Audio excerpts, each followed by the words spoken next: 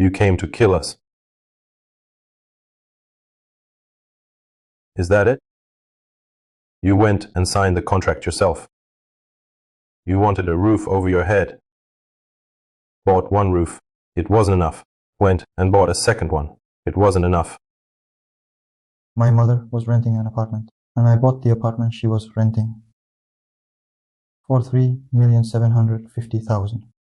We have an interesting story here. Yes? And I was put into the senior group because all the seniors had already been reassigned. Those who were there were either severely wounded or killed. It was a grove, so we were moving along. The BMPs just blew up right before my eyes. So it was literally one after another, 1, 2, 3. Right before my eyes, the second and third BMPs exploded.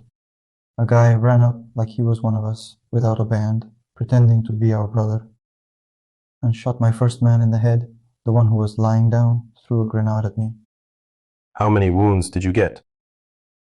In total, it's 3 to 2 wounds on the front and 1 injury. He got 3 wounds. He was paid 9 million. Plus, he earned 4 million. And he moved on. Do you see the broken Samsung? Move closer. Are you deaf? Do you see the broken Samsung? Can't see it at all. I just see a phone. It's there though. Anyway, say your full name. Samsung. Can I not say it? What do you mean, not say who? Andre. I don't understand.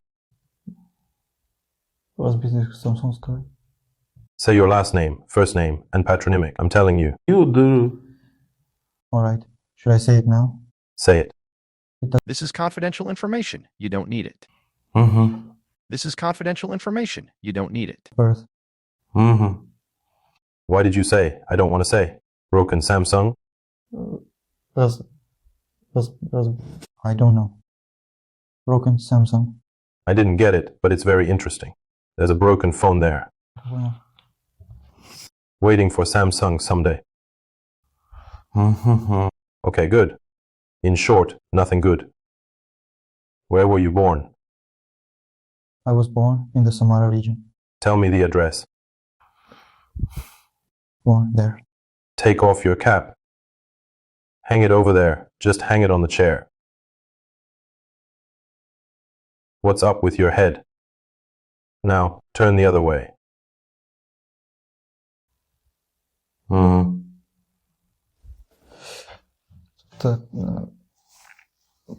I was born in a village there.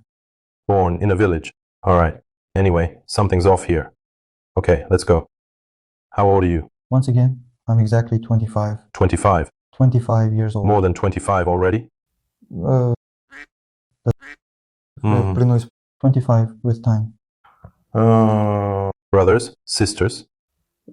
There's my sister Anya.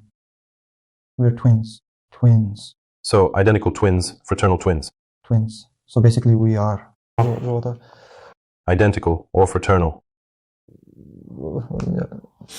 fraternal twins. So it's like we're from different eggs. I mean, What do we have? fraternal twins. So yeah, we're twins. Who was born first? I'm the oldest. I was first. And how long after her? I don't know. Long. Right away, probably. Do you consent to the recording and publication of this conversation? Yes. Do you have just one sister? No, so it goes like this. A second sister, Lilia. She's 8 years old. And there's my brother, Vladislav. He's 17. And brother Renat. He'll be 4. How many of you are there in total? 5. I'm the oldest. One father. I haven't seen my biological father at all. I have a stepfather. Are the others all from the same father? Anya and I are twins, so same blood. But the others are from my stepfather. What's your stepfather's name? My stepfather is Musa. Come again? Musa. Musa. Yes, Musa Hakimov. What's his nationality? Bashkir. You. Russian. What's correct, Russian or Rossianin? Russian. Russian, just Russian. Just Maria. Okay, good. So your sister is also 25 then? Yes. What does she do? She studied and worked.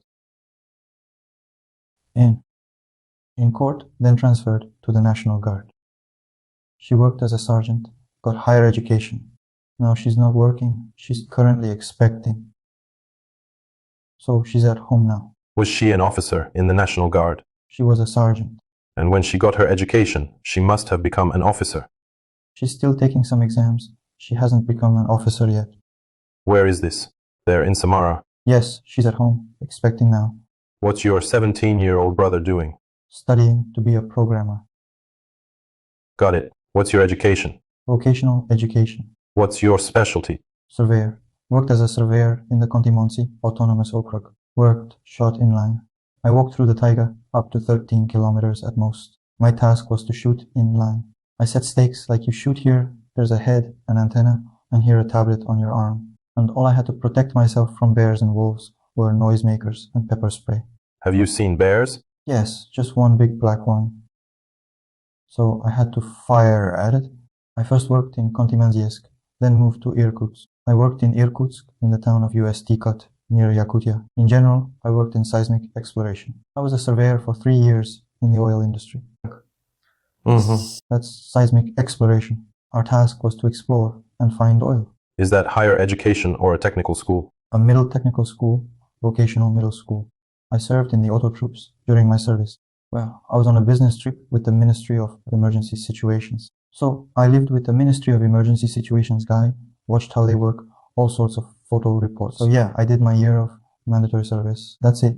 And after my service, I went to work in the Khanty-Mansiysk Autonomous Okrug, working for Rosneft. And I moved to Irkutsk for work. To Irkutsk, well, that's way up in the far north, near UST. So the nearest city was UST, 600 kilometers from where we worked. And since it's the far north, the salary was higher, so I went there. The salary was between 160 and 210, sometimes up to 220, which was enough. So what year did you finish technical school? I finished technical school in 2019. Yeah. In 2019?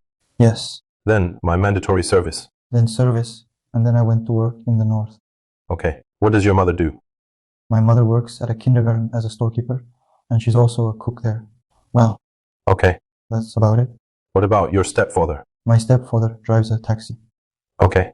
He drives for Yandex taxi. My mother goes there with my brother. So my brother goes there on his own business with the kids, and she cooks and also distributes the meat in the refrigerators. All that. Well, when I call her, I ask how things are going with her chef's harem. She's at work. How did you end up in the war? I signed the contract, and the next day they took me to Ryazan. I signed the contract on October 18th, 2023. And basically the very next day they took me. Why did you sign the contract? I signed it because, well, I figured I'd go back to the army, and I wanted to get some kind of property, just to have a roof over my head. What exactly did you want? A roof over my head. I wanted real estate, for us to have something. Did you get the property? Yes, I bought it. Yeah, I bought it. My mother was renting an apartment, and I bought the apartment she was renting for 3,750,000. We have an interesting story here. Yes? Or not? And what do you want? How much did you earn in total during the war? So basically, With the salary. I don't exactly remember with the salary. You've been at it for almost 2 years. Yes. 200,000. Let's take 20 months. There were injuries. So the first injury I got was at the training ground, a trauma. I broke my jaw against the corner of a crate. Well, there was a rush of adrenaline too. So I was there, a hand grenade exploded nearby, and it was muddy dirty. And I fell with full force, and I broke my jaw on the crate, and I came home wired. My jaw was wired shut. I went through rehabilitation for 1 month. Well, they stitched me up and wired me in Rostov. I went through rehabilitation for 1 month at home. The injury was at the training ground. It was counted as a wound, trauma, concussion, an injury as a wound. And How much did they pay? 3 million. When did you receive it? I got it when I was home. That is? Oh, the injury. You signed the contract on October 18th. I got the injury, it turns out, in December 2021. And everyone who went there came home for rehabilitation. How long was the rehabilitation? Month. Well, it was even a bit more while I was in the hospital in Russia, until they stitched everything up. And then I went home. I spent a month at home. So the payments came, it turns out. Look at the camera. It turns out, come as you get the paperwork from the hospital. It's all automatic. Okay. Yeah. How much was paid and when did it arrive? It came in December when I was home. And when it came, I was also saving, setting aside money. And along with what I had saved up, I was also setting money aside from working up. That was enough for this apartment my mother was renting. Well, I bought out the apartment my mother rented for 2 years. So I approached the owner of the apartment, explained the situation, showed her how things were, asked if she had considered selling it. So over 2 years, the owner had become close with my mom. Luba called her in a friendly way. And I said, could I buy it from you? Have you ever thought about it? That was it, she agreed. And I bought the apartment for 3,750,000. So now my mom lives there, but she doesn't have to rent it anymore. That's it. What did your mother say when you went to war? She didn't know. I signed up. I didn't tell her anything. I signed up without quitting my job. So I was on vacation and signed the papers. Do you have a wife, kids? She was against it. No wife, I don't have one. Well, I have a girlfriend. What do you mean she was against it, if you didn't say anything? I didn't tell her. I didn't say at all that I wanted to enlist. No, she just in general. Well, she knew about everything that was going on, and just there. What did she know? That there's a war, and that people are signing up, being mobilized, and, well, she didn't like it. She didn't want it. And she scolded me when I said I was leaving, and that I'd already signed. It was too late. What did she say to you? She called me an idiot, like I was just acting like a fool. When did you enter Ukraine? That's it. Training, and that's all. We started somehow. There were no drills, nothing like that at all. It was that summer when things really started getting intense. What unit did you serve in? I served in the 106th Tula Division, 137th Ryazan Airborne Regiment, 2nd Company. And so it went on all summer. Those were the conditions. So they started rounding us up, and they called out my platoon, including my name. It was May, and they threw us into an assault. In the settlement of Razdolovka. That's where. How many of you were sent? What was your task? 5 of us were sent. The task was to secure a position, a point on the map. They gave us a point, a map, and we had to secure that point. Okay, so we ran to that point. We arrived on an IFV and...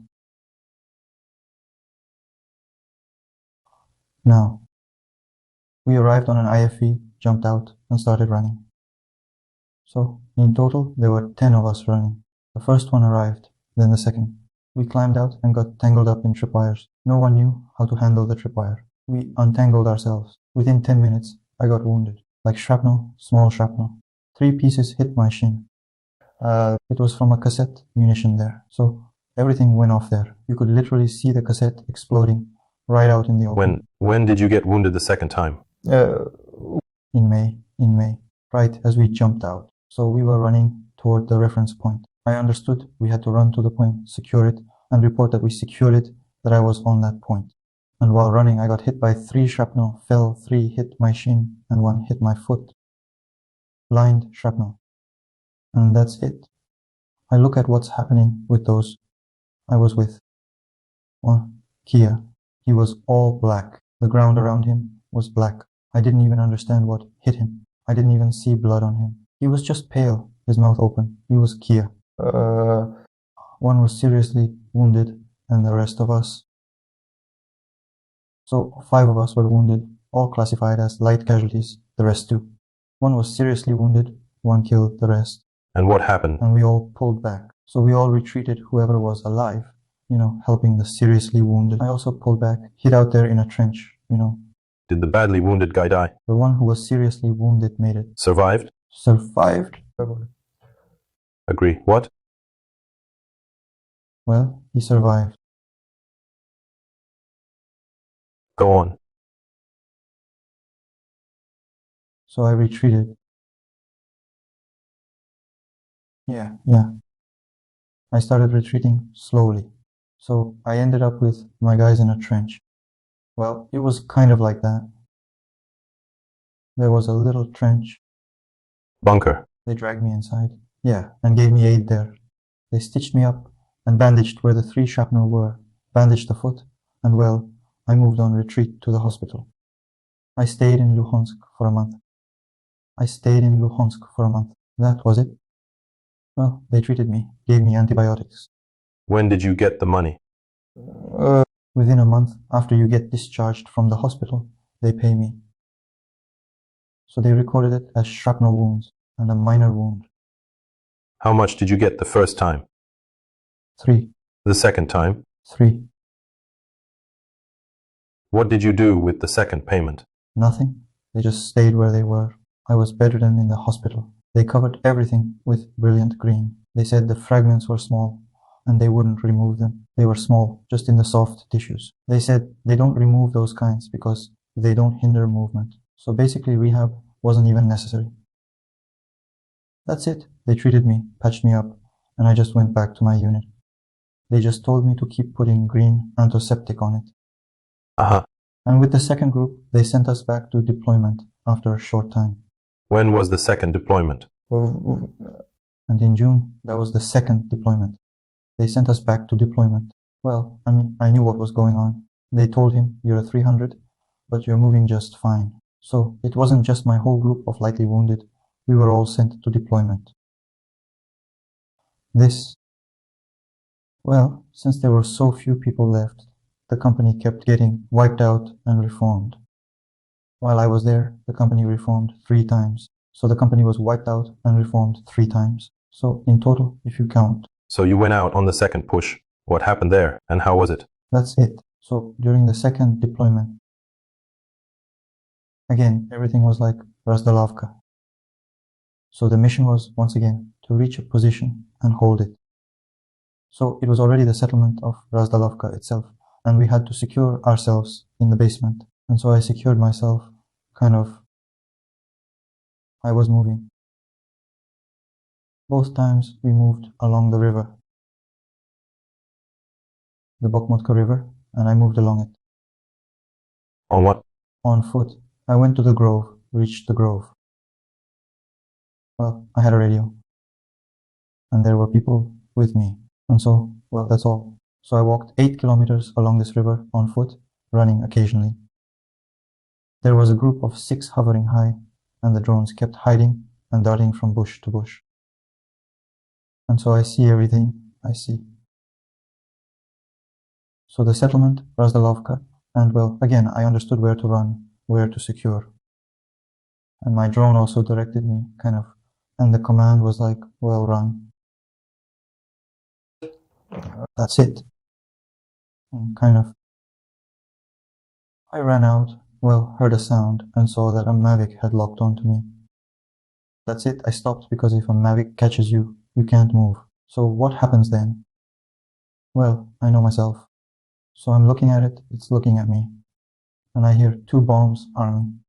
Just then I bolt back, dive down, cover my arteries. Explosion.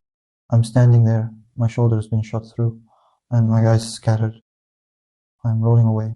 I get on the radio, and they're telling me, you need to move forward or you're gonna die. Yeah, I see it's open ground there, and honestly, running across it is just not an option. I started retreating along the tree line, and it kept following me. I stopped again. It's watching me, I'm watching it, and I see it getting ready to lunge again. The second snap. I run again with all my strength, fall, and hide my arteries. Explosion. I'm standing, my thigh is pierced through, and my knee is pierced through. I'm standing, it's already descending without, well, without a grenade and boldly flies after me. It's 1-1. I realized it was guiding a kamikaze drone to finish me off, so I took off my body armor because I couldn't raise my arm anyway. I feel everything. Like there's a hole in your arm. Pierced shoulder, that is the shoulder, pierced thigh, and the knee is also pierced. I'm looking for an exit. So I understand kamikaze will kill me now. I'm looking for an exit. I see a hand. There were entrenched soldiers at the position. They were entrenched. And I see a hand. I fall towards him. So I fell towards him. He's in the forest. I fell, and it was a decent trench. It went deeper there.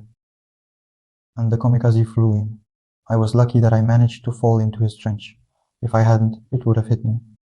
I was saved by falling into his trench. I fell into his trench, and just the sound. From what I understood, it comes in fast and hits in an arc. It locked on, picked up speed, and struck, and if it hadn't been for that hole, it would have flown right into me. I fell into the trench with him in the forest and hid. It exploded, and I waited until things calmed down. He bandaged me up and told me it wasn't an option to sit together like this. And that's it, you need to roll back. So I got out of there and staggered. I kept hobbling along. Also rolled back for 2 days. So it was summer. It was summer. I barely managed to roll away. I was slowly rolling away through the bushes, and I accidentally found a guy called Shapley. Basically, I ended up right next to him. Well, we sat together, and I told him, Shapley, here's the deal. He said he thought I was dead. He'd been lying there for 3 days and had dug a foxhole for himself right where he was. He didn't have a radio, nothing. He asked me if I had any water or something to eat. I said I didn't have anything. We sat there looking at each other. I told him it's not an option to sit here together. I'll pull back, and as soon as I get my hands on a radio, I'll report in for you. I had a phone. I could see where he was on the map. I'll tell them your exact location. Is he also a 300? His leg was broken. He was looking the other way. He was kind of burying himself, saying, I guess I'm done for. Dead here. Great. I told him I'd report you. And, well, maybe, something might work out. Because it's not an option for us to sit here together. I rolled away. As soon as I got my hands on a radio, I reported his call sign, location, and that he's alive. He dug himself in and covered himself with branches. All of that. And he was pulled out by a rig. Oh man, we ran into each other in Luhansk, even though we'd never met before. He was pulled out by the rig. They put him on a stretcher, pulled him out. Everyone saw him. He was evacuated, but I also spent a month with my through wounds that hadn't healed. They took x-rays. It was considered minor, so I wasn't evacuated. They sent me back to the company, but they didn't see that my knee was broken. The kneecap was shattered. So this is your third injury. Yeah, that's the third one.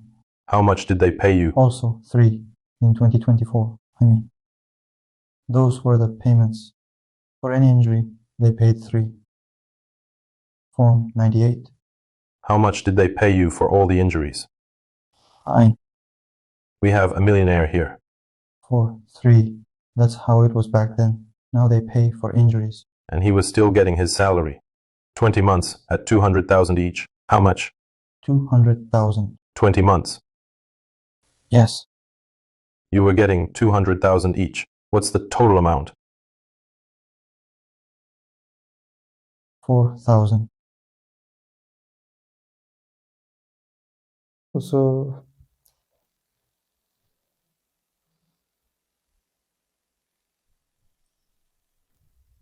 400. Just some kind of nerves. What kind of nerves did I say you had? Millionaire.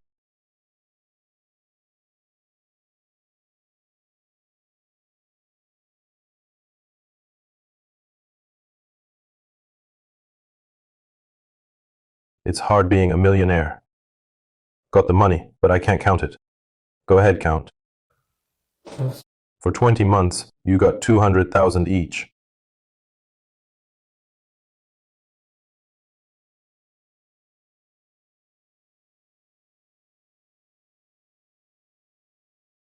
Calculator? No.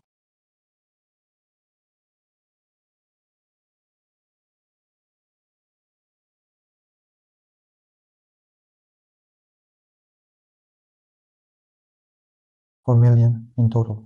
Wow, I'm just embarrassed, just apologizing. Just some kind of nerves. What comes after? What are you apologizing for? Just that I'm acting kind of dumb. Not really, I just did the math in my head.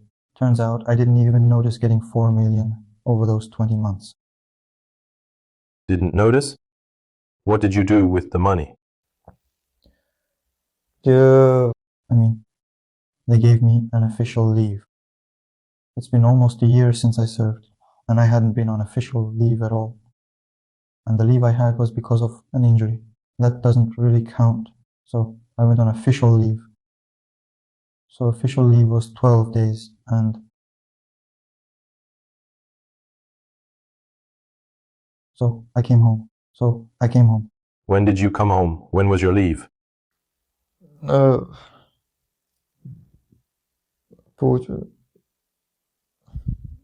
В апреле, получается.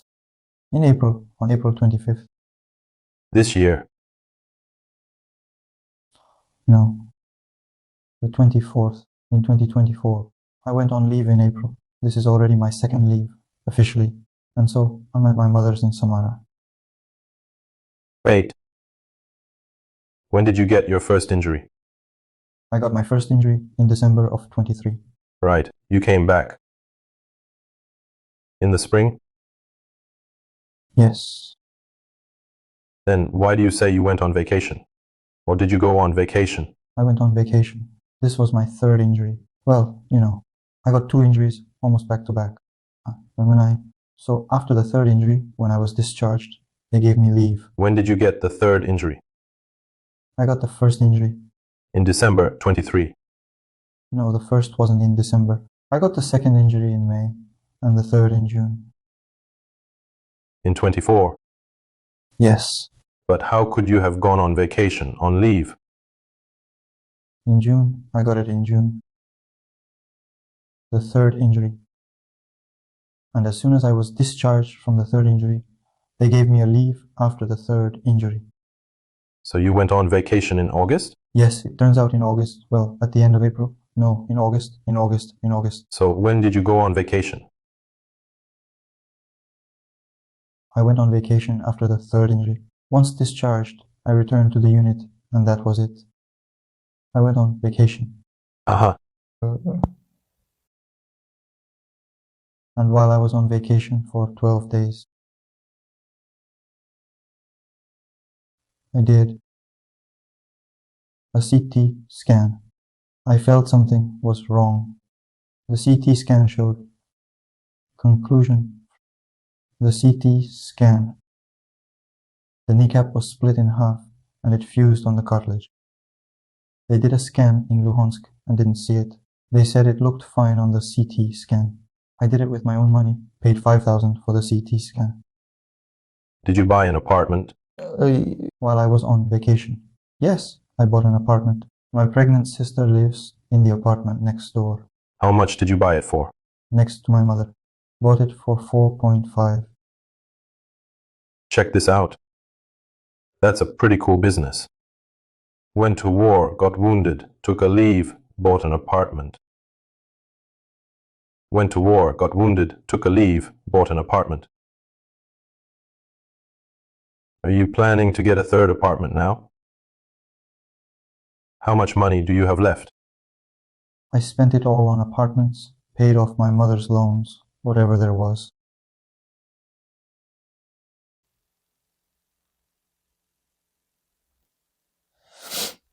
That's it. And me, I went back to the regiment and showed the CT scans. This is how it is. The chief medical officer tells me to go to the military hospital and get a knee x-ray, like an x-ray. I arrive at the military hospital and get a knee x-ray there. There was a woman there. She was rushing, doing things quickly. I said there are 2 people sitting there and there wasn't much of a wait. So they did the scan and she said, I asked her, when can I pick it up? She said to pick it up in 3 hours. I come back in 3 hours to get the scan. There, on the scan, you can't even see the kneecap at all. And the conclusion was normal too. I'm telling you, something's not right. Went to a private hospital by taxi, got a scan for 1,700 rubles, paid. and that was it. The scan showed fractures, clots, and the conclusion was that the knee was broken. I go back to the military hospital, show both scans and say, something's not right. And she tells me everything we have is old, all Soviet era. So it's not my fault. I'm not responsible for this. And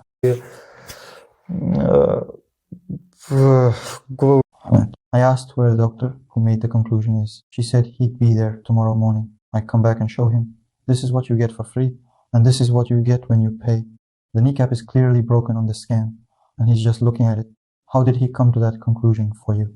They said, you don't even have a patella above the cup, so everything's fine. Well, they told me.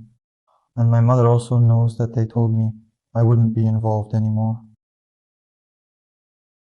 They transferred us to a course, so I've returned to the Kursk direction course. I was there. They said I would be building bunkers and such. I was scheduled for surgery at the Vishnevsky Hospital in Moscow.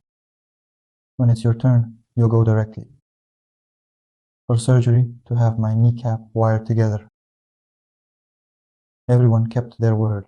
I was there for almost 3 months. They didn't bother me, didn't send me for a CT, so I just helped out, carried bags and such. I wasn't sent for a CT scan. So,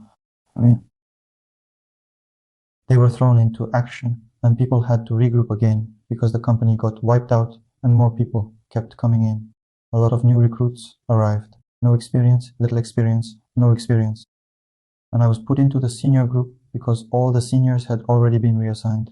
Those who were there were either severely wounded or killed, even though I had some experience. So I was suddenly thrown into a senior group of 12 people. So, no, there were no other options because at least I had some idea of what was going on there in the Kursk direction.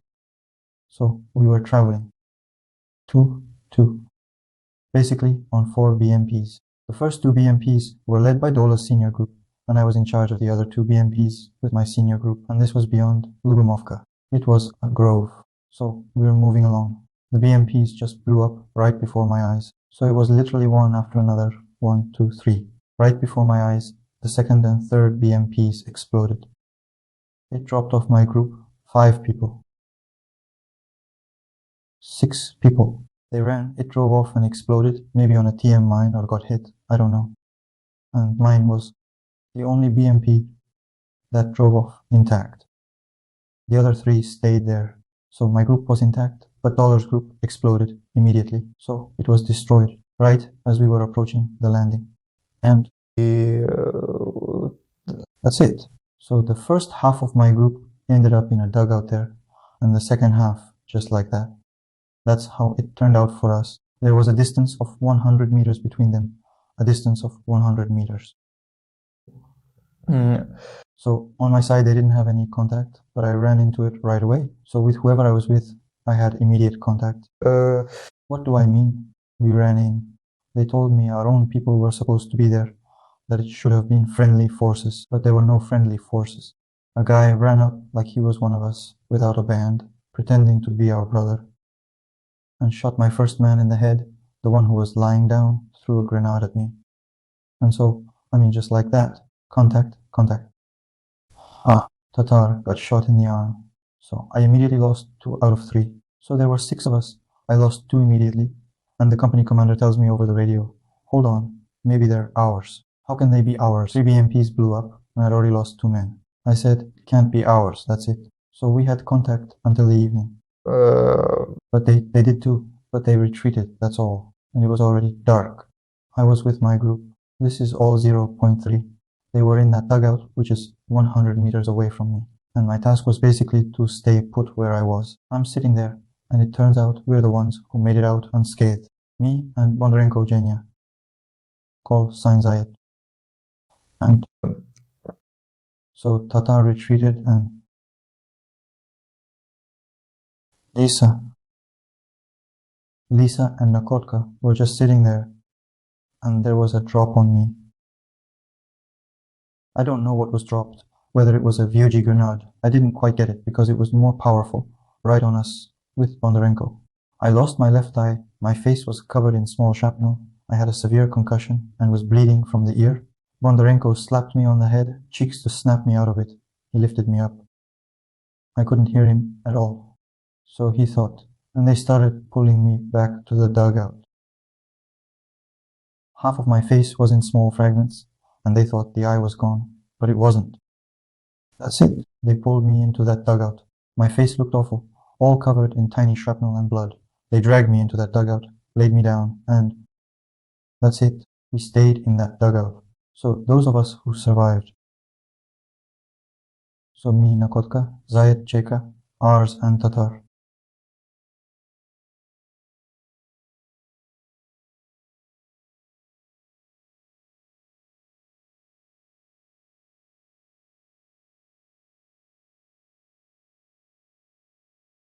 And Dima. 7. That's it. The rest were either killed by kamikazes or something else. Everyone was wounded. In total, if you count from the 26, if you include all 4 BMPs. Out of 26, 7. 7 were left alive. Well, wounded. Wounded. Yes, we were all wounded. That's all. They came at us. That's all. We had nothing left. No ammo. Nothing at all. Everyone was wounded, and I was the most seriously hurt. I was just lying there. I was shell-shocked. So I was just sitting there. That's it. Without an eye. Everyone thought it was gone. So here I am sitting, and that's it. It was basically a full-on assault. They threw grenades at us, and the machine gunner was shooting between the logs from above. He was shooting, and I got hit by 3 bullets in the back. One grazed my neck, one pierced through my lung, and one got lodged between 2 vertebrae. It was a real mess. Well, just the marks, you know. That's it. I fell, and that's it. The last guy runs out, and I run out of the bunker right after him. Everyone fell in a line, and I fell into the grass, choking. So I'm lying in the grass, and they started picking them up and taking them away. And the last one of us blew up, stayed in the bunker, and exploded. That was ours, and that's it. So there were 6 of us in total. One of us blew up in the bunker. So basically we all ran out. I just ran out too. Saw everyone else running. I ran out after the last guy, fell into the grass, and one of us blew up. That's hit the bunker. So everyone came out and started moving. And Bondarenko tells the last one that one lying in the grass is still alive. You can pick him up. Bondarenko's call sign is Zayed. They allowed him. He ran up, threw me over his shoulder, and carried me. Then some vehicles arrived, and they took me. And the machine gunner looked at me there. So Bondarenko threw me into the vehicle. The gunner who shot me sat down, looked at me, sort of lifted me up, saying, "You young fool, where did you think you were going?" He said to sit, and that if I kept lying down, I'd choke. So I lay there like a fish out of water. I sat like this. They checked me in the basement. So I was coughing blood. They checked me in the basement. Then the Marines took us, and they sent me to another basement. So the medic checked me and said, "He's going to die right now." They took me to resuscitate me. And there, somehow, they took me to another basement as well. There were medics there who provided help. They all looked there. A needle, pneumothorax. They made an incision, inserted a long needle into the lung. That was it. I had a jar like a container, such a container. And I felt such relief when there was a strong pressure and blood flowed from the lung. In short, into this container. 4 times. It was full. They poured it out. So in total, I was with the medics for 4 days. They wouldn't let me leave, said I had to stay or I'd die. So I was with the medics, and they removed the bullet between my 2 vertebrae. 7.62, I held it in my hands, but they didn't let me keep it. They took it along with the stitches, and they sewed me up. I spent 4 days with them. When they removed that jar, the needle, only then did they let me go back to my own, who were in the basement. So they took out the needle, put in 2 stitches here, and sewed up my back where the 7.62 hit, and where the neck was, it healed up. And that's it. Nothing interesting beyond that. Who captured you? The Marines captured me. There's nothing more interesting after that. The Marines are awesome. Thanks for adding to the exchange fund. I knew it in a nutshell. Well, they told me that, like, this guy bastard is in pure form.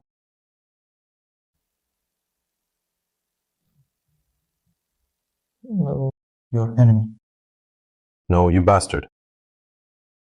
How many wounds did you get? In total, it's 3 to 2 wounds on the front and 1 injury. He got 3 wounds. He was paid 9 million. Plus, he earned 4 million. And he moved on. That's why at the beginning I was like, you could say aggressive or whatever you call it. Write it in the comments. At this point, do you think he'll go next time?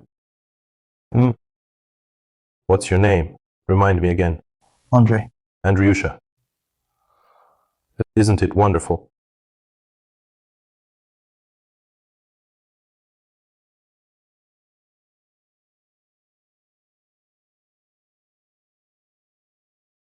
This one. Your Tsar. He'll use you to the very end, as long as you can move. What's with your eye now? I'm blind in my left eye. If you shine a flashlight, you can see the eyeball is pierced right through, and it's all ruined. The medics took out 2 fragments, but there's a large one lodged behind my eyeball, and they said they won't take it out. And if you get hit on the head, could it shift somewhere? I don't know. Want to check? I think if I propose this, they'll chip in right now. Do you know how much money? They said you'll probably never see them again. Great.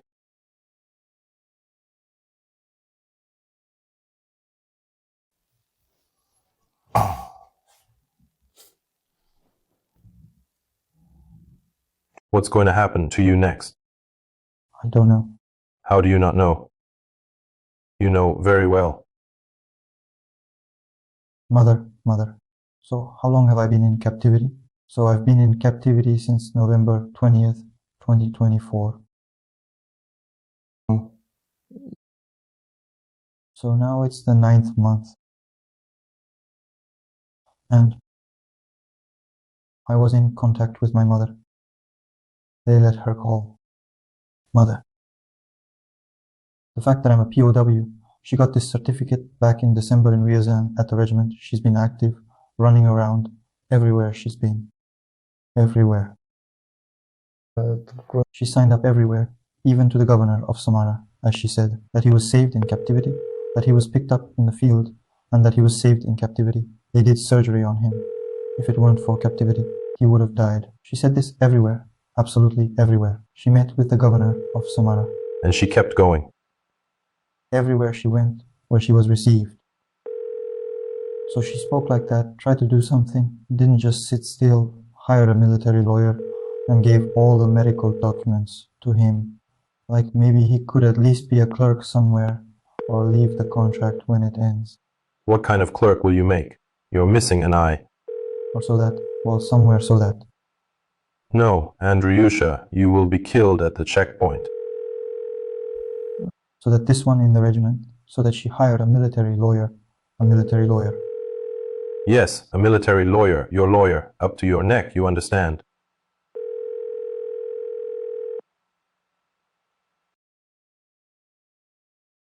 She doesn't pick up the phone. She said something like, don't call this number anymore. When I was leaving, she said, this number she gave me will always be his responsibility now. Well, she's not on him. What do we do now? Can you check it somehow, please? How? Did they check it here somehow? They checked before. I don't want to check now. Do you know why? You want too much. I can check, but I won't. Right. I have the FSB there. It's not an unlimited request. You didn't bring money into captivity, did you? Didn't bring. Our medics were struggling with you. They treated you.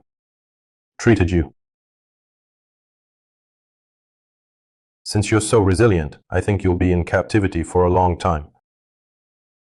How long do you want to stay in captivity? I'll arrange it.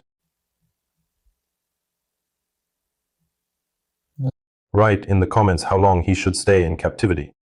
I think the military won't mind. Well, will 2 years be enough?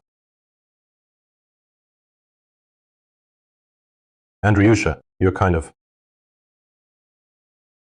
depressed? You came to kill us. Is that it? You went and signed the contract yourself.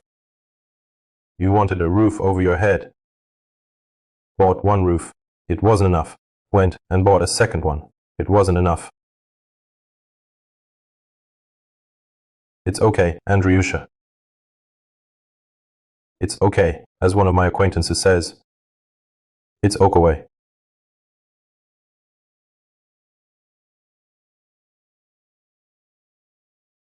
But she doesn't call back or call. I won't look for your number. Captivity should be interesting too. Let it be interesting for her. She didn't write to me, by the way. By tradition, if a prisoner of war wants to hear, he can address his fellow countrymen, whether they should go to war or not, if he wants.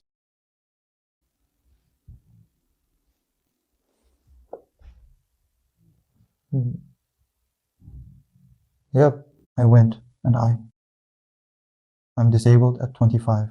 I would have been. You can't rewind time. If there are some there who are on adrenaline or something, I don't need to. I really don't want to avoid becoming. Think carefully and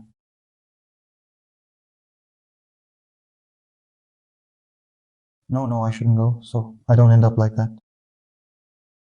Disabled, and just to live. Write in the comments how long you want him to be held captive.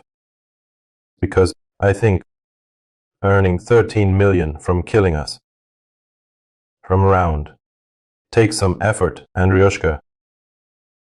3 times you. I almost said, God forbid. Not about that. That's that.